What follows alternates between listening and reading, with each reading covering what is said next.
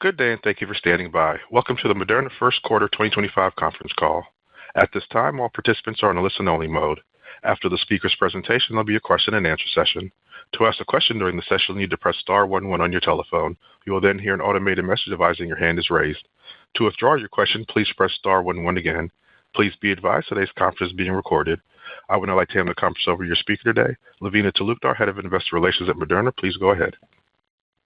Thank you, Kevin. Good morning, everyone, and thank you for joining us on today's call to discuss Moderna's First Quarter 2025 financial results and business updates. You can access the press release issued this morning, as well as the slides that we will be reviewing by going to the Investors section of our website. On today's call are Stéphane Bancel, our Chief Executive Officer, Stephen Hoge, our President, and Jamey Mock, our Chief Financial Officer. Before we begin, please note that this conference call will include forward-looking statements made pursuant to the Safe Harbor provisions of the Private Securities Litigation Reform Act of 1995. Please see slide 2 of the accompanying presentation and our SEC filings for important risk factors that could cause our actual performance and results to differ materially from those expressed or implied in these forward-looking statements. With that, I will now turn the call over to Stéphane. Thank you, Lavina. Good morning or good afternoon, everyone. Thank you for joining us today. I will start with a review of our business in Q1. Jamey will present our financial results and our outlook. Stephen will review our clinical programs, and I will come back to share key priorities and catalysts before we take your questions. Let me start with a review of our financials. Our Q1 revenues were $0.1 billion and a loss of $1 billion. These were in line with our expectations and reflect the highly seasonal nature of our respiratory vaccine business. We ended the quarter with $8.4 billion in cash and investments. As you are aware, we are focused on financial discipline.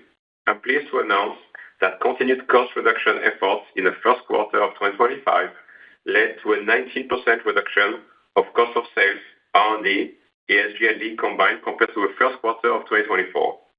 I would like to thank our team for their great work. During the quarter, we made solid progress against our 3 priorities. Priority number 1, expanding markets for commercial products. Earlier this year, we were awarded a tender opportunity, allowing us to compete for COVID vaccine business in Europe. Additionally, during the quarter, mRESVIA received approvals in Australia, in Taiwan, and in the UK, and most recently, in Switzerland.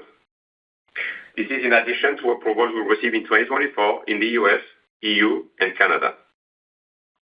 Our second priority, advancing our pipeline to drive sales growth and diversification. I am excited to announce the expansion of our oncology portfolio with checkpoint medicine, which Stephen will review later.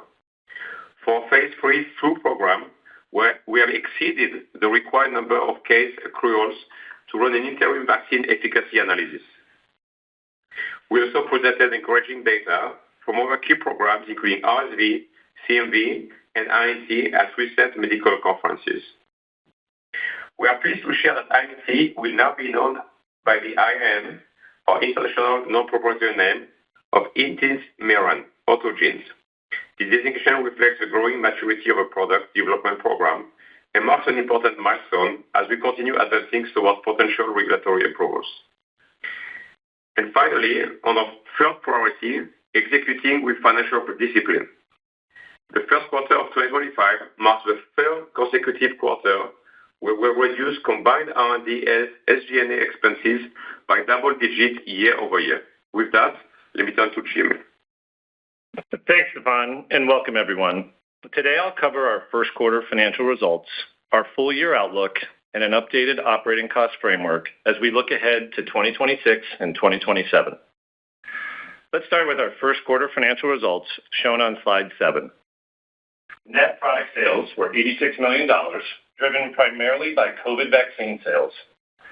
The U.S. accounted for about one-third of total sales, with the remainder from international markets.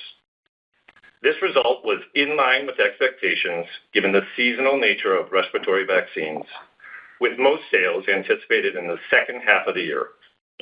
We observed lower vaccination rates compared to Q1 last year, reflecting the continued transition of COVID into routine seasonal vaccination patterns. In addition to product sales, we recorded $22 million of other revenue, bringing total revenue for the quarter to $108 million, a decrease of 35% year-over-year, but in line with expectations. Cost of sales for the quarter was $90 million. Compared to the first quarter of 2024, cost of sales decreased $6 million, primarily due to lower sales volume. While total cost of sales declined year-over-year, it represented 104% of net product sales this quarter, up from 58% in the prior year, driven by lower volume and revenue mix. R&D expenses were $856 million, a 19% decrease year-over-year. The decline was mainly driven by lower clinical development spend across our respiratory programs, reflecting the timing of trial activity and the wind down of certain studies. This was partially offset by continued investment in our norovirus program and oncology. SG&A expenses were $212 million, down 23% year-over-year.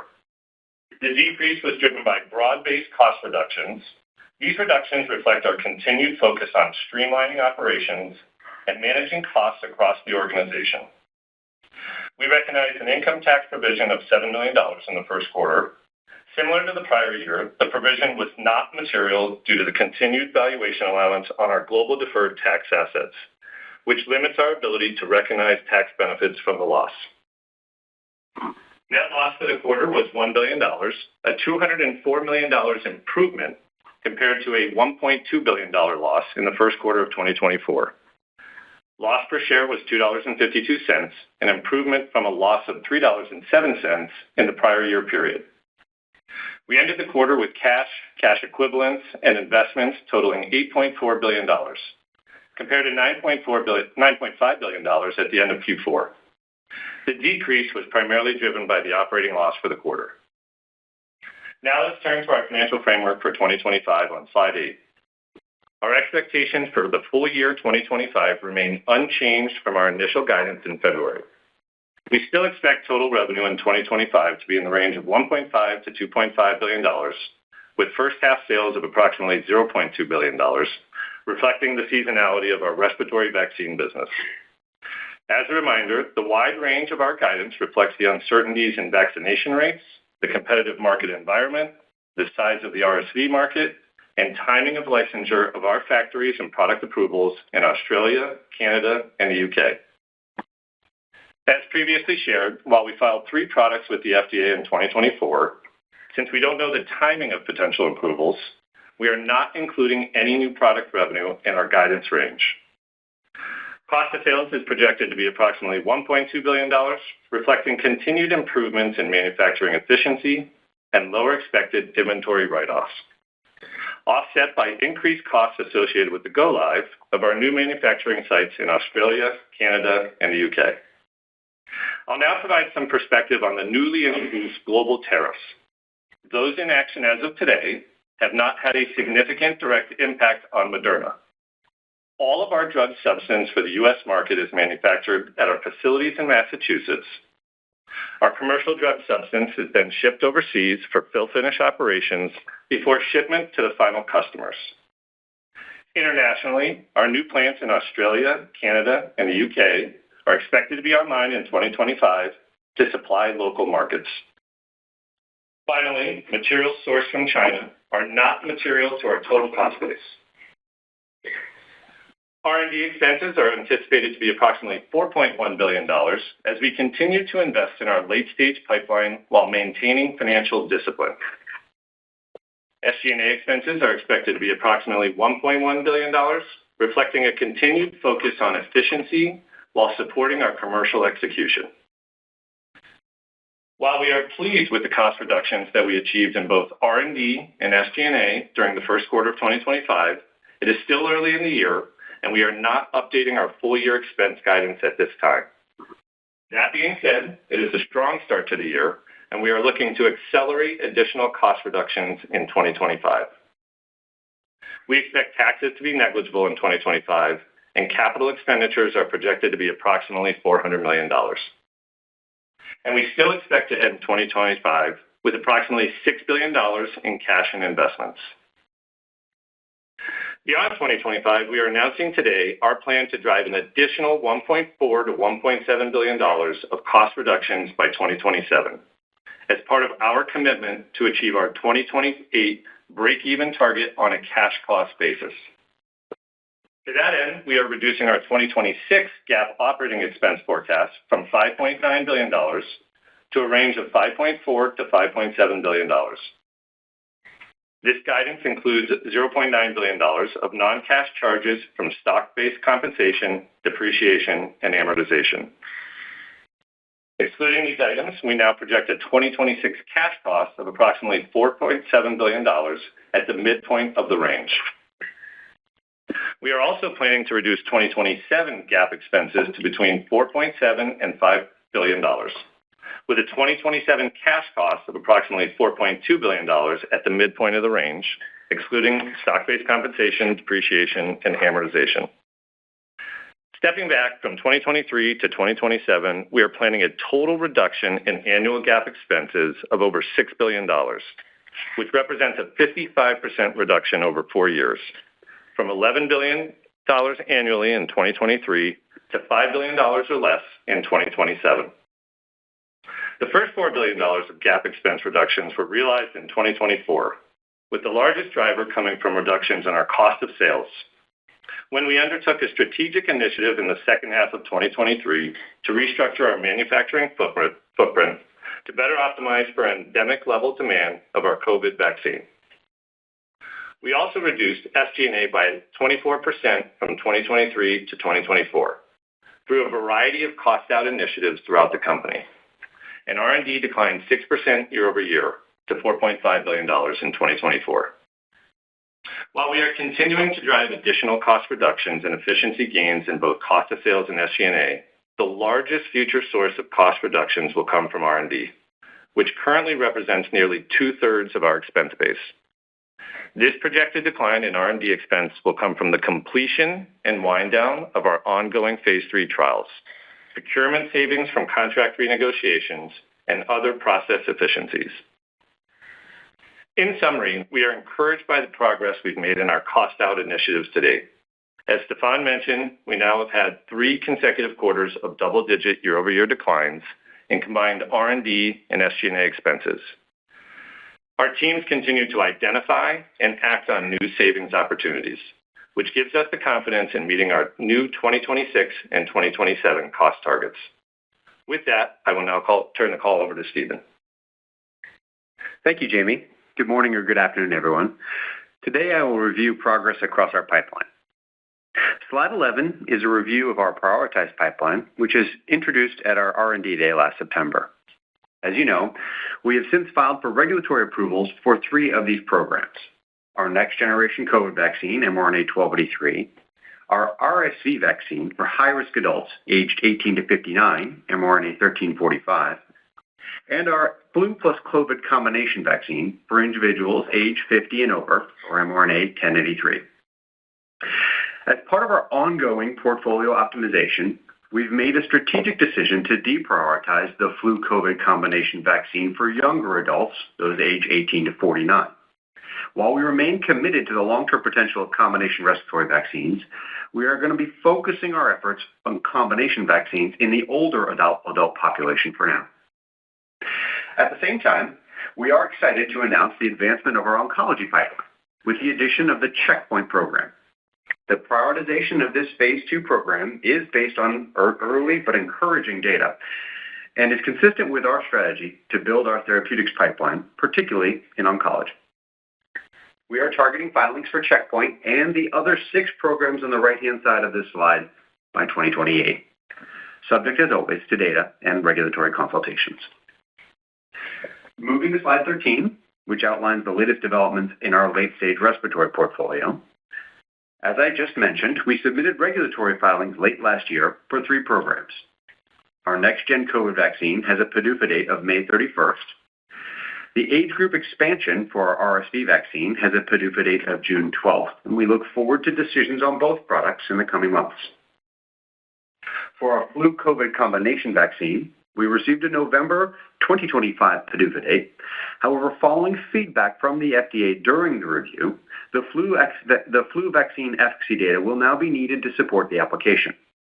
As a result, we now expect the review timeline to be extended into 2026 and be dependent upon positive phase 3 efficacy results from our ongoing flu vaccine trial and the addition of these data to the submission. And on that point, our standalone flu vaccine candidate, mRNA 1010, is in its phase 3 efficacy study and, due to the intensity of the current flu season, has now exceeded the required number of cases to support the interim efficacy analysis, which we expect to complete now by this summer. Now turning to our non-respiratory vaccine and rare disease portfolio. For our CMV vaccine, we recently presented durability data from our phase 2 study at the ESCMID conference, demonstrating that mRNA 1647 continues to elicit robust antibody responses for 3 years post-vaccination, showing very strong durability. We also had the opportunity to share these findings, along with an overview of our CMV program, at the inaugural CMV Vaccines Work Group as a part of the April ACIP meetings.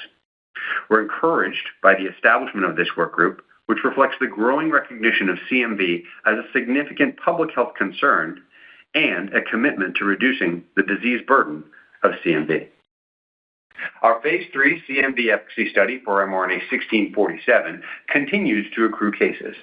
We remain blinded to the study results at this time and expect a final efficacy analysis to come later this year.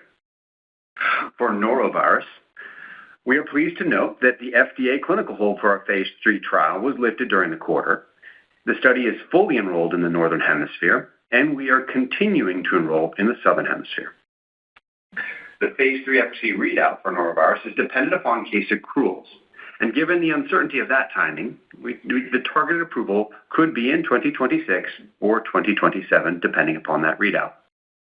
We expect to have more clarity on the pace of case accrual and potential readout timing later this year. In rare diseases, our propionic acidemia, or PA program, is currently in a registrational study. We've made good progress with regulators and with enrollment. Following review of program timelines and other aspects of the launch, we now anticipate a 2027 approval. Similarly, for methylmalonic acidemia, or MMA, we've finalized the registrational study design with the FDA, and we plan to initiate that trial in 2025. We expect the potential for approval for MMA in 2028. We continue to advance our oncology portfolio with significant progress across our individualized neoantigen therapy program, intismeran, our checkpoint program, and our early-stage oncology programs. In collaboration with Merck, we have several late-stage studies underway for intismeran. As a reminder, the phase 3 trial in adjuvant melanoma is now fully enrolled. We also have 2 phase 3 studies in non-small cell lung cancer, both evaluating intismeran in combination with Keytruda in patients with and without prior neoadjuvant treatment. Additionally, we're conducting randomized phase 2 trials in adjuvant high-risk muscle-invasive bladder cancer and adjuvant renal cell carcinoma. I'm happy to announce that the phase 2 adjuvant renal cell carcinoma study is now also fully enrolled.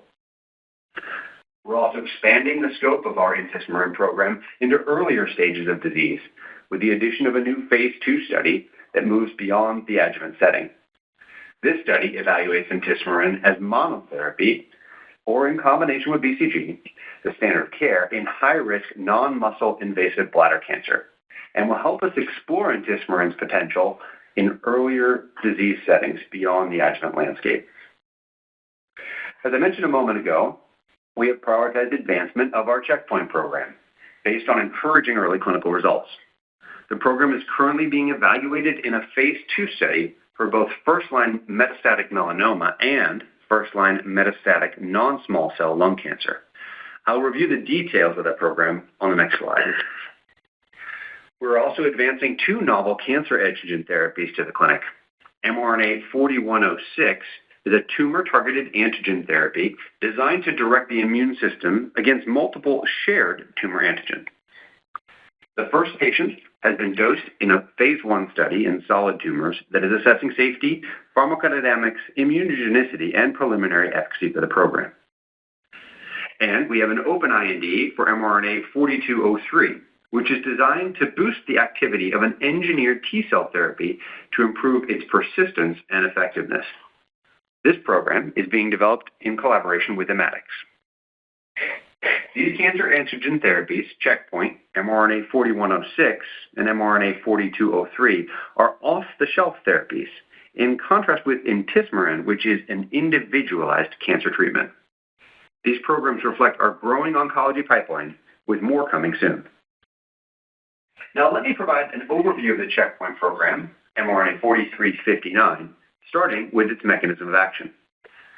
Checkpoint is designed to help a patient's immune system recognize and attack tumor cells by encoding mRNA-based cancer antigens for PD-L1 and IDO.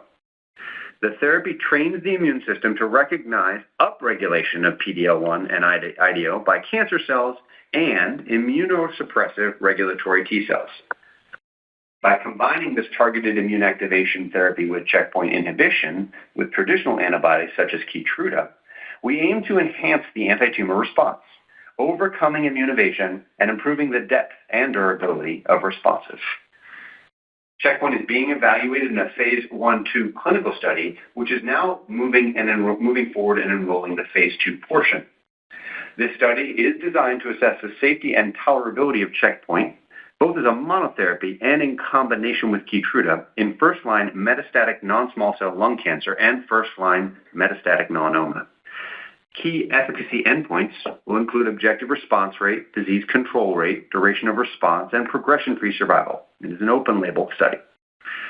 In addition to clinical outcomes, we are evaluating T-cell profile changes, both in the peripheral blood and within the tumor microenvironment, to better understand mRNA 4359's mechanism of action.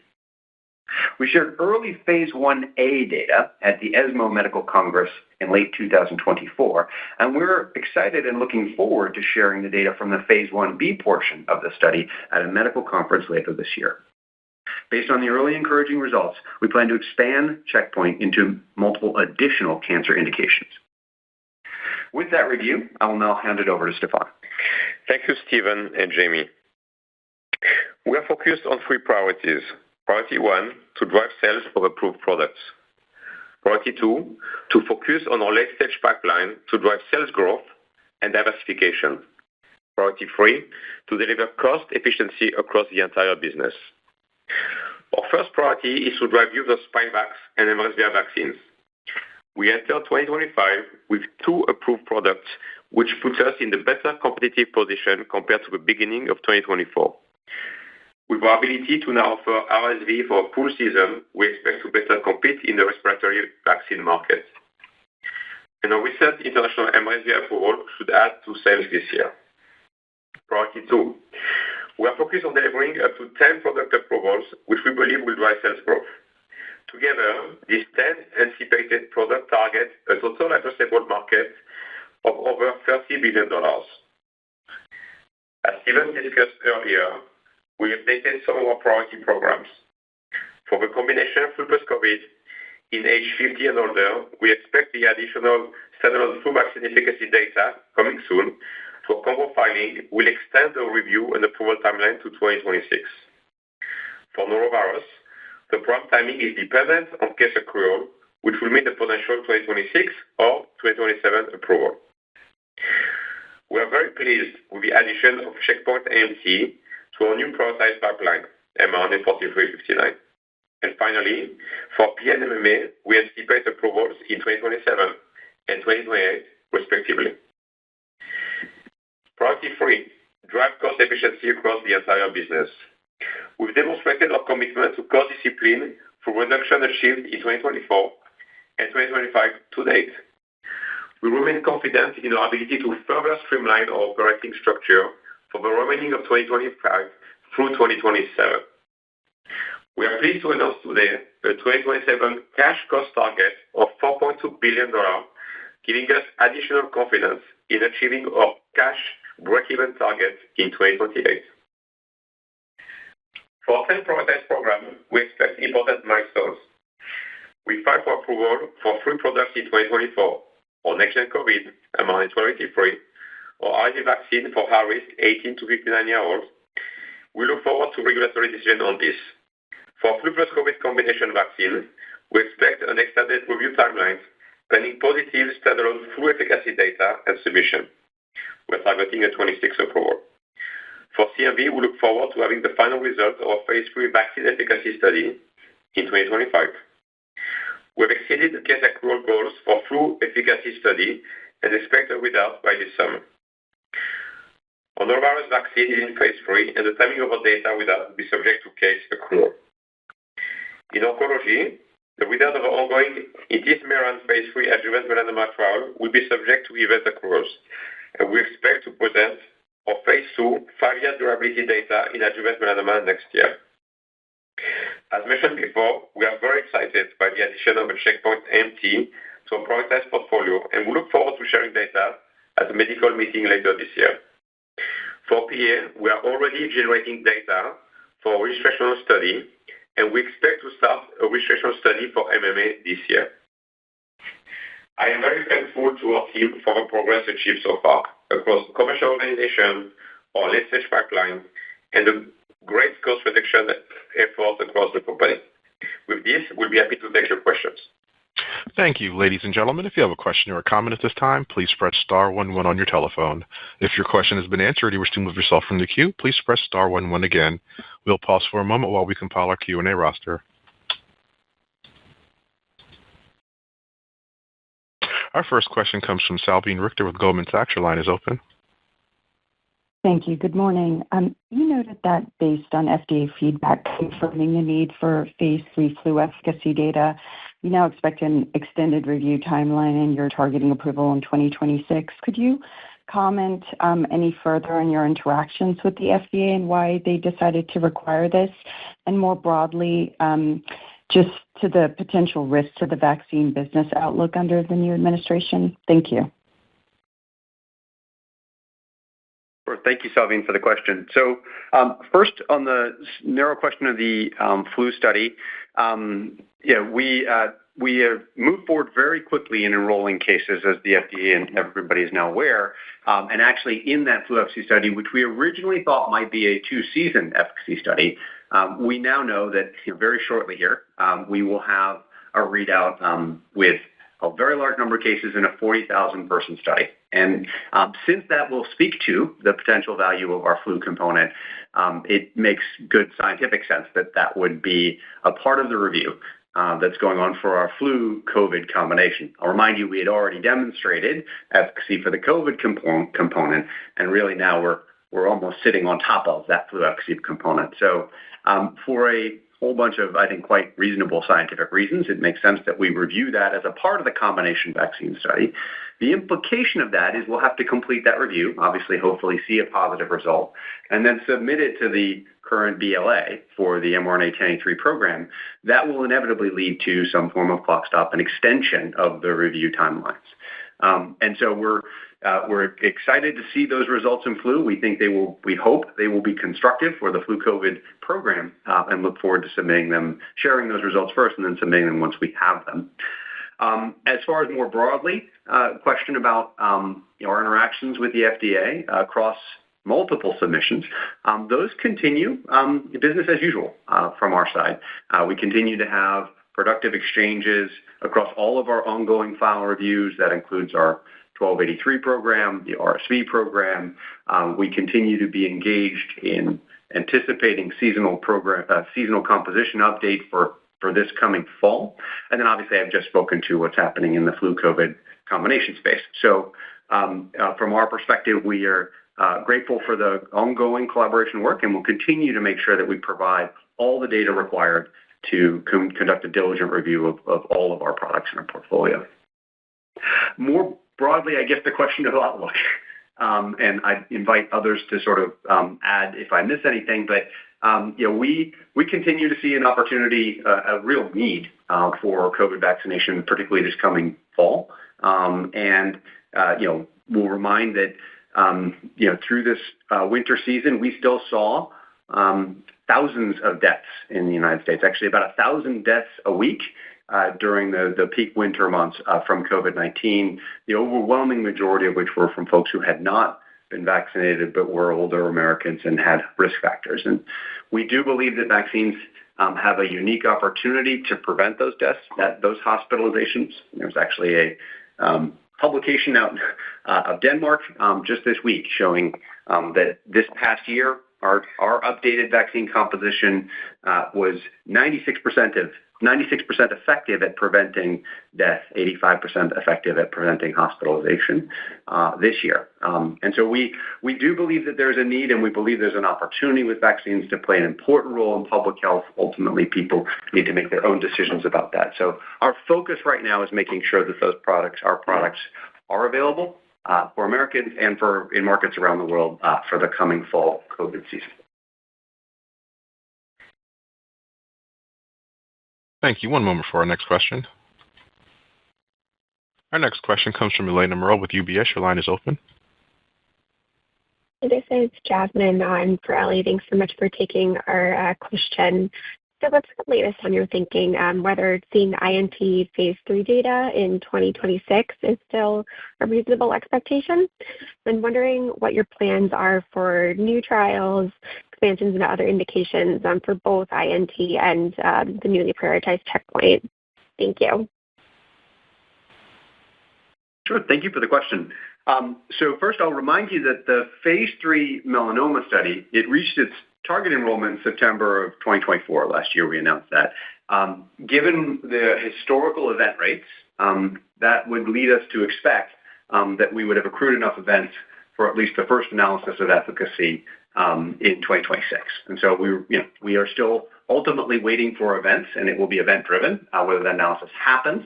But based on our prior experiences, both in phase 2b and the other expectations, we still believe a 26 readout is possible. It's not likely. For other indications, we haven't provided updates, obviously, for the non-small cell lung cancer study. We're really pleased with that enrollment, but we haven't provided a specific update on timeline there. And for the phase 2 studies, we did, as you noted, recognize that we've now fully enrolled the randomized study in renal cell carcinoma, which is exciting because that randomized study has a chance of a readout. We have not, with our partner Merck, guided on when we expect that will be, but I will note that events do accrue relatively quickly in that indication, in that population. So we'll look forward to that. We will continue to look to expand perhaps into monotherapy spaces. Both ourselves and Merck have indicated that, and we have an instance of that that we're bringing forward today. There will hopefully be others, but I will defer from commenting on them until we and Merck are ready to announce that we've started those efforts. On the question of checkpoint, we are obviously encouraged.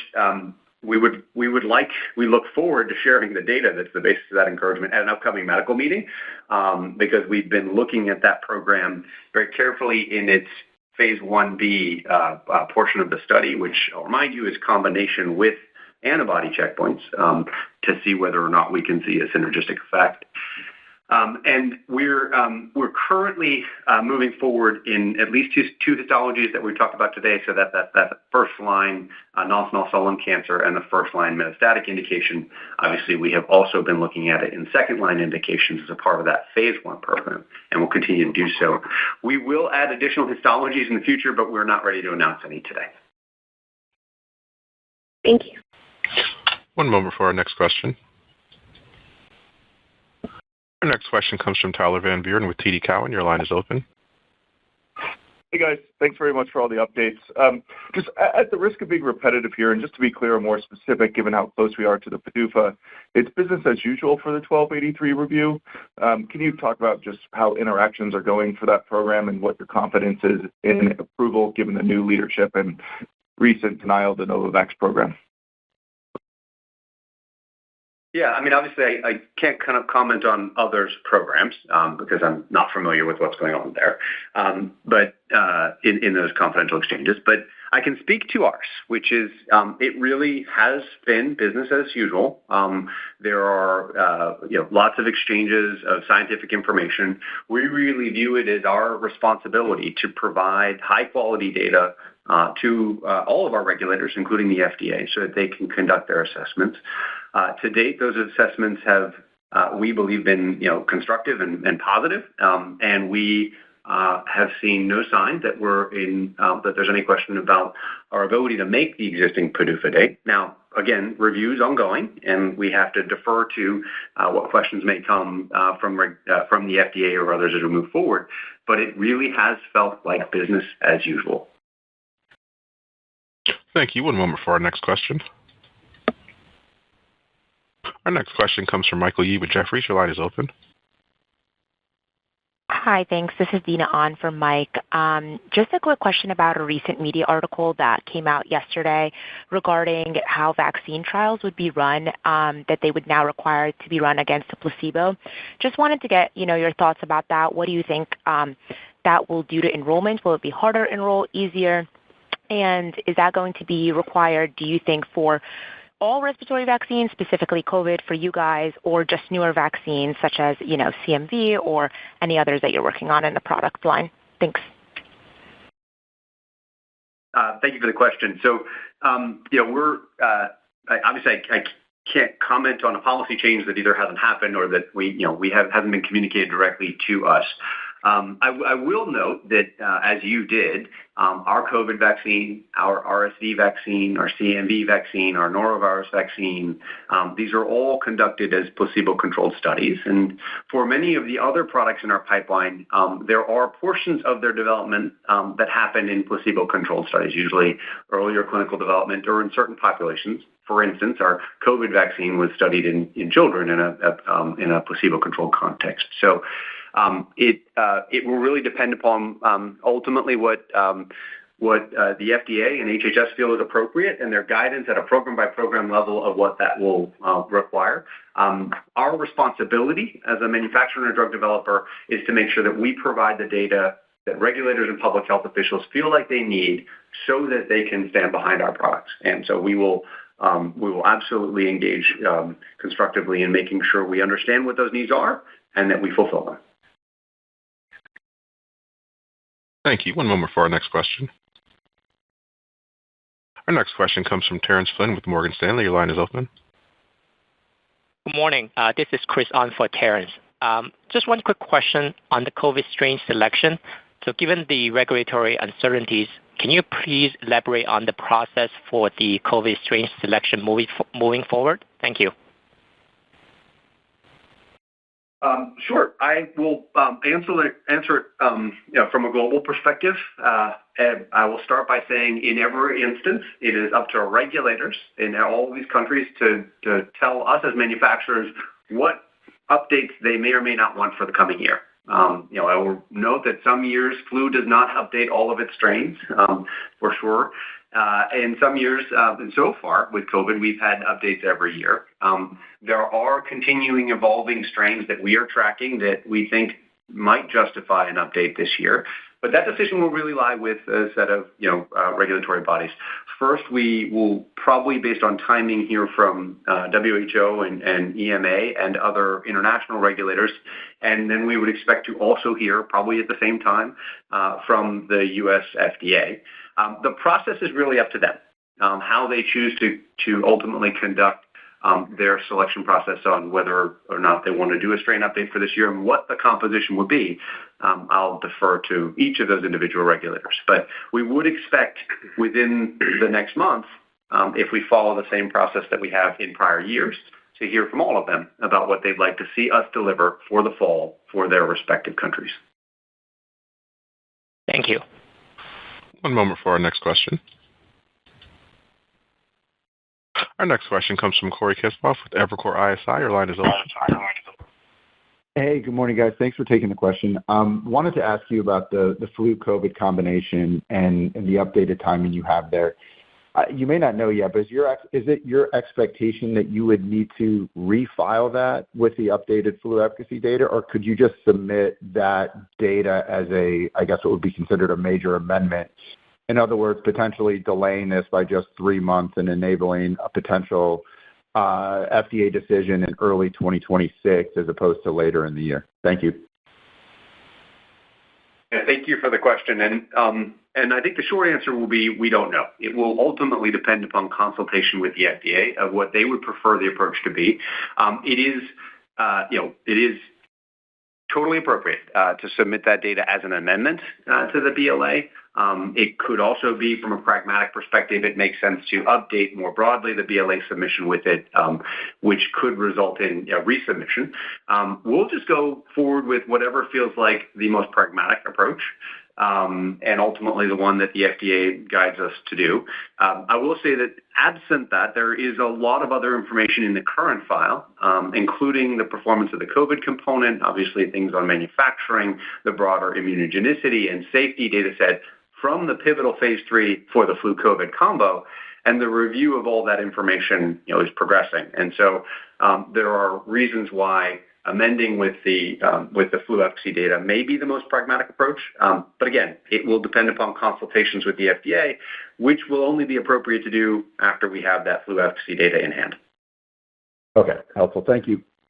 One moment for our next question. Our next question comes from Courtney Breen with Bernstein. Your line is open.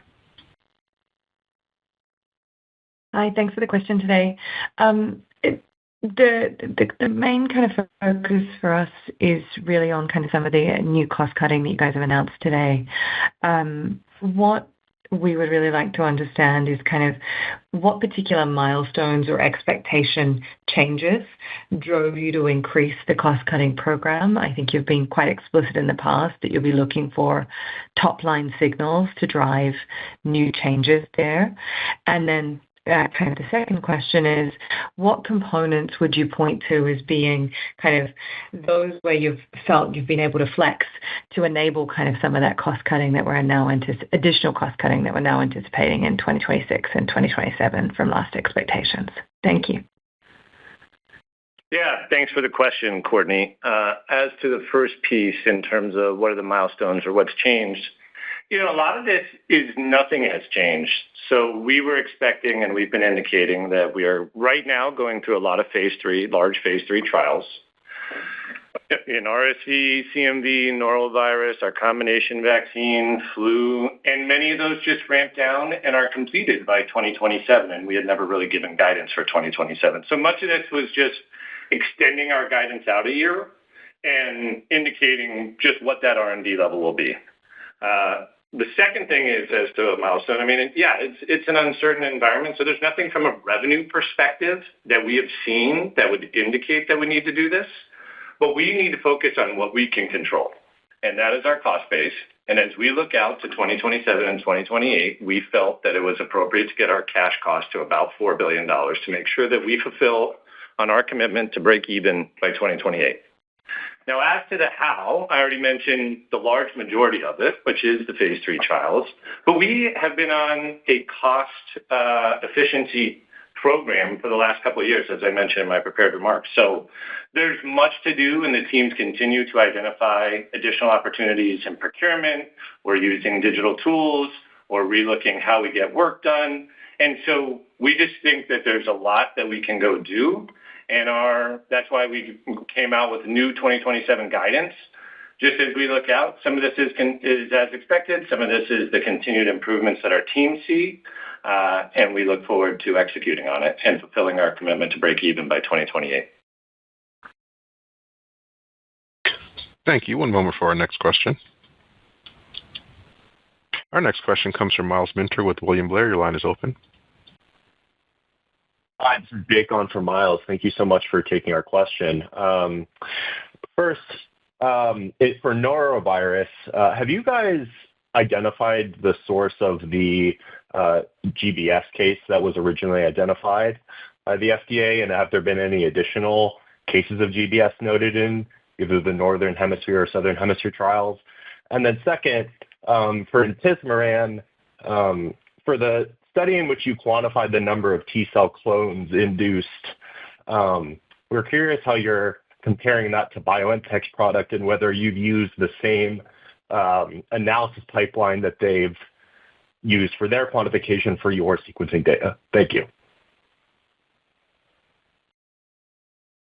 Thanks for both questions.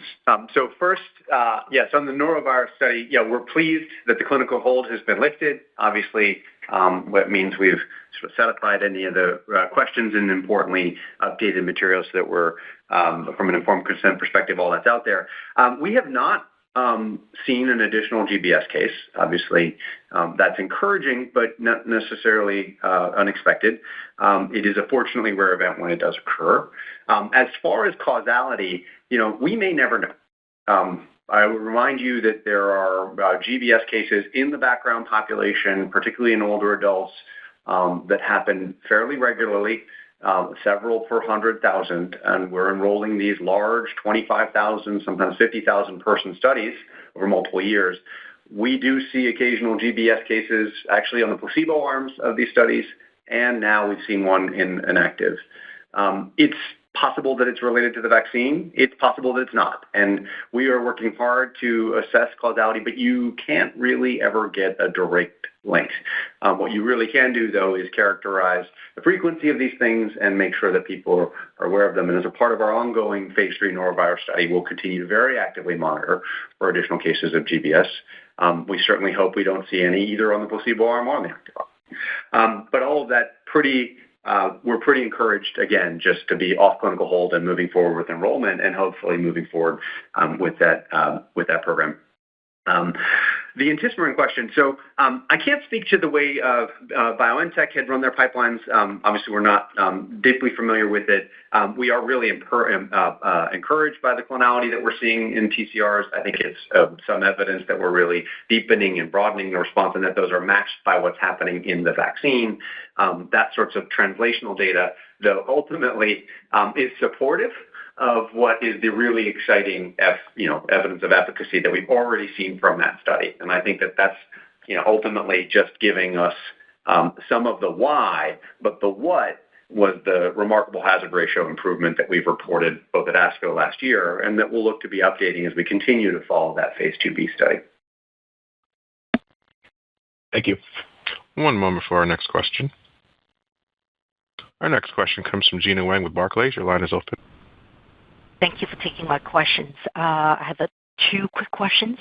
One is when we look at the COVID revenue this quarter, the U.S. was only $29 million and seems only a fraction of the Pfizer U.S. revenue. So any concerns on the future market share change?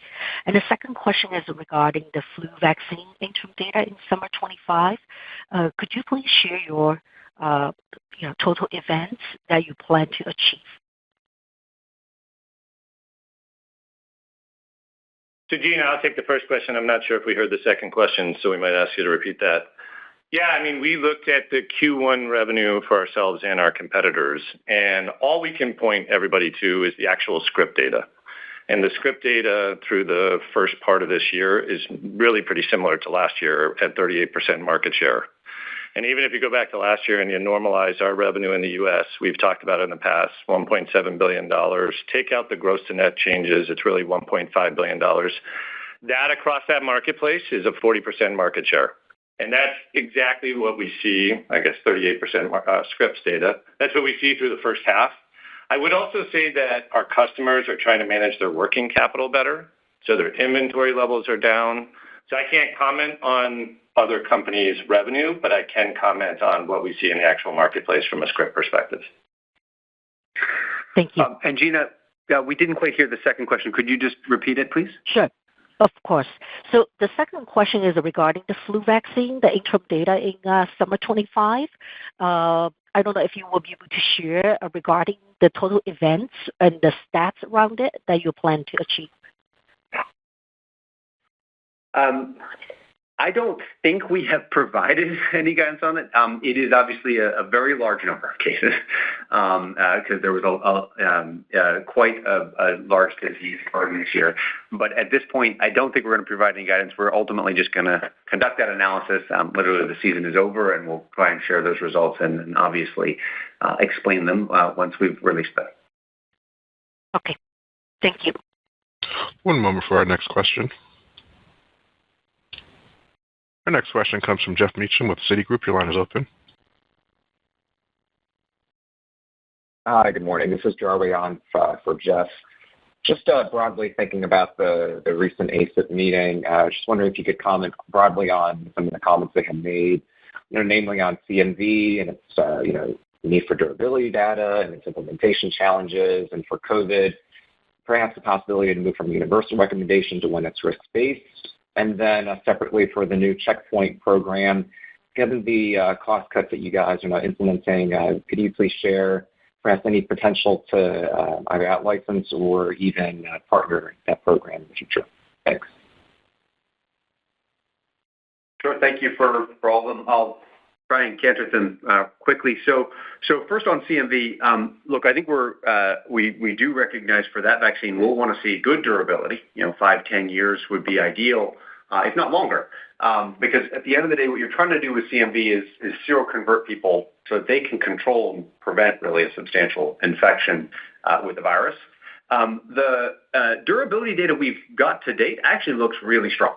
So if you look at the antibody titers through 3 years now, and similar cell-mediated immunity, but focusing on the neutralizing titers, they're essentially flat through 3 years. And if you model that forward, it does look like it's going to meet our objectives for really durable immune responses.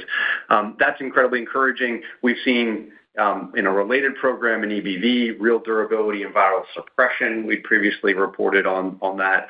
And so we're feeling pretty optimistic about the performance of the latent vaccine platform and specifically CMV in our ability to achieve durability.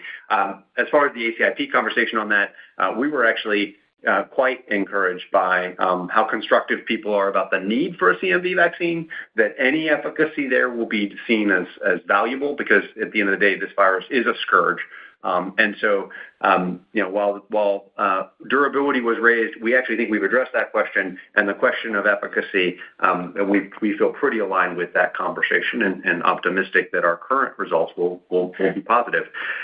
The question on COVID and changes in recommendations. Look, at the end of the day, it is for public health officials to decide how to use our products. Our responsibility is to bring forward the data that allows them to make that decision.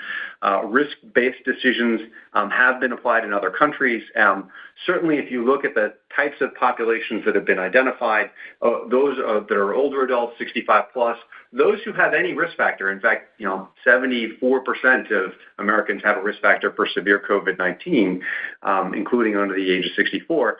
There was real support for that. And then there was general support for let's let people decide. I think that was seen in the polling of the ACIP working groups. So for those even without risk factors that might want to protect themselves against COVID, they should have the right to do it. I will note that if you look at death and hospitalization data, it tends to be in the older adults. It tends to be in those with risk factors. And so it makes sense that we will want to encourage strongly vaccination in those populations. Again, 1,000 Americans a week dying through this past winter is more than died in traffic accidents per week. It's really something we must address. As far as the checkpoint program is concerned, we're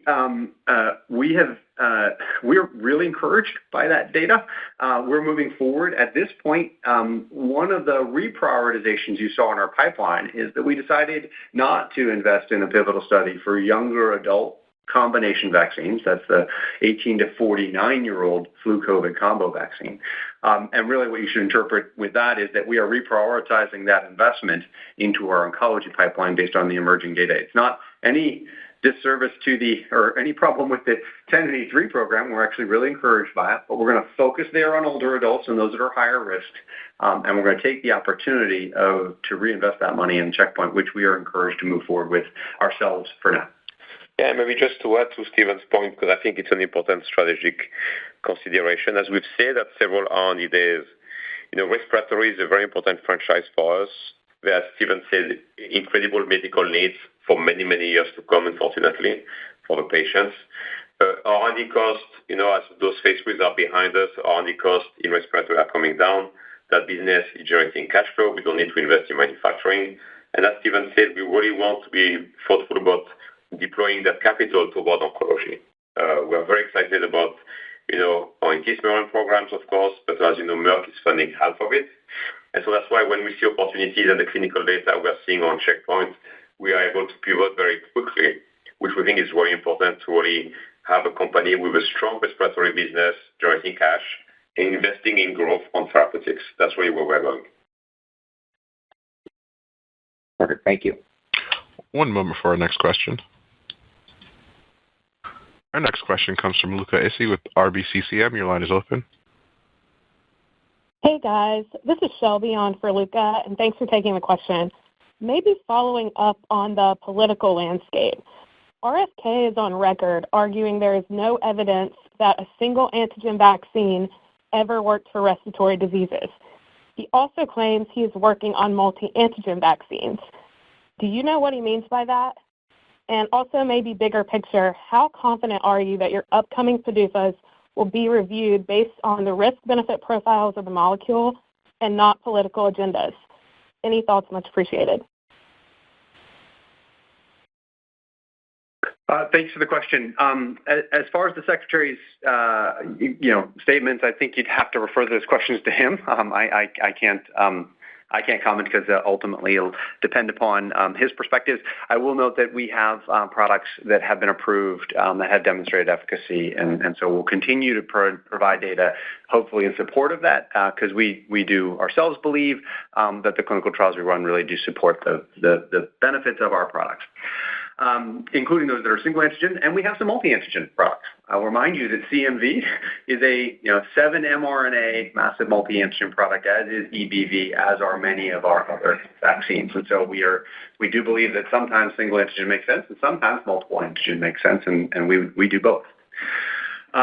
As far as the question on our PDUFA dates, we, as I said a moment ago, we continue to have constructive exchanges of data and information with the FDA in the review of all of our files. We've also been participating in the review of the information with the ACIP, CDC working groups that ultimately also recommend these products. Our responsibility is to make sure they have the information they need to do a risk-benefit analysis, to follow the science where it leads. We are confident in the data we have. In the case of our next-generation COVID vaccine, I'll point to the fact that is an 11,000-person, large, multi-year, randomized efficacy study. And we think it is a really strong demonstration of the potential for that product to help patients against COVID-19. And so we're quite enthusiastic about it. Most of our other files include similarly large or larger phase 3 randomized studies. It's quite a lot of information to get through, and our job is to make sure that we present it objectively to the agency so they can conduct those reviews. We remain confident that those reviews will be consistent with prior practice.